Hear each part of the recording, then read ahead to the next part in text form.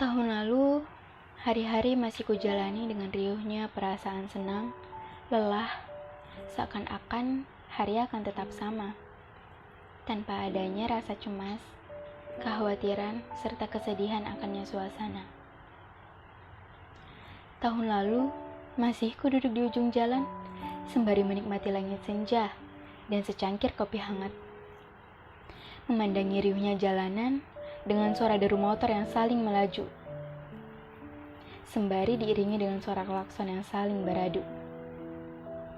Tahun lalu, masih ku bersenda gurau dengan mereka di suasana yang tenang, seakan-akan dunia akan tetap sama, aman tanpa adanya ancaman.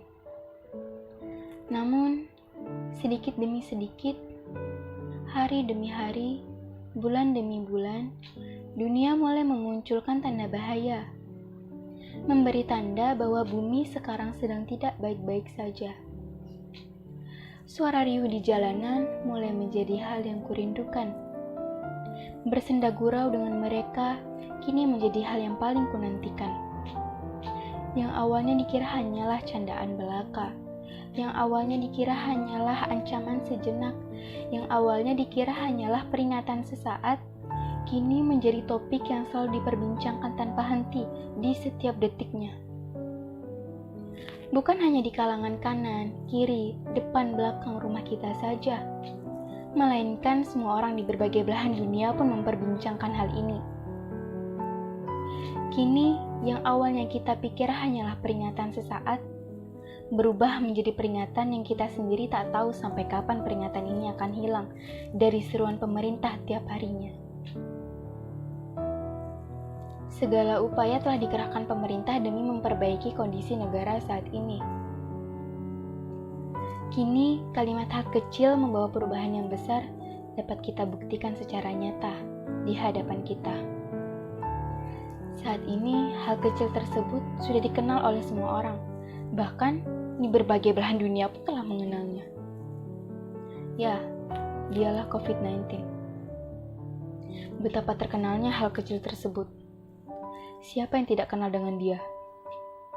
Dia yang membuat berbagai negara seakan-akan mati.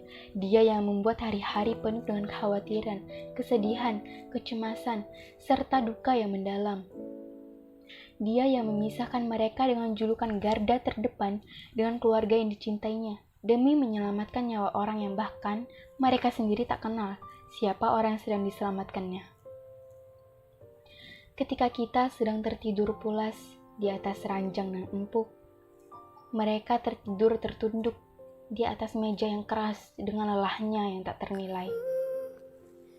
Ketika kita sedang berdiam diri di dalam rumah guna melindungi diri dari ancaman yang sedang melanda, mereka berada di dalam ruangan dengan hawa dingin yang menusuk, berhadapan langsung dengan ancaman tersebut.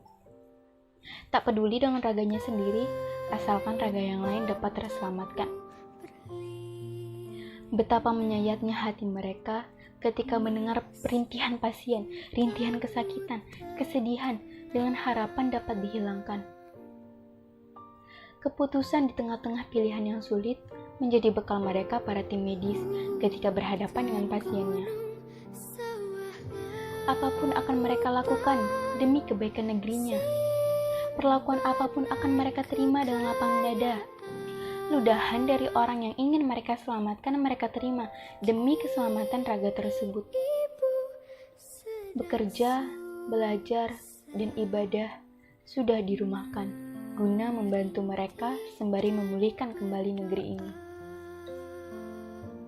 Mungkin bumi sudah mencapai titik puncak atas lelahnya menghadapi kita dengan sifat egonya. Mungkin saat ini bumi sedang memperbaiki raganya yang telah dirusak oleh kita. Tetapi, kini Ibu Pertiwiku sedang sedih melihat negerinya merintih. Di awal tahun 2020, kujalani dengan penuh harapan, berharap negeriku bisa menjadi lebih baik lagi. Tapi, kini sedikit demi sedikit harapanku tersebut mulai goyah. Bencana yang sudah melanda di awal tahun tidak sedikit merenggut nyawa. Mulai dari banjir yang melanda di berbagai daerah, gempa bumi, tanah longsor, gunung meletus, ditambah lagi dengan munculnya wabah virus yang menjadi pandemi di dunia. Semua ini sudah kami hadapi sejak awal tahun. Kini, negeriku sangat sedang tidak baik-baik saja.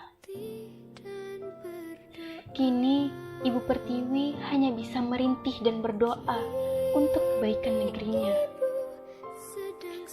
Sekarang, hanya doa terbaik yang dapat kupanjatkan di tiap hariku untuk kalian, garda terdepan dan negeriku.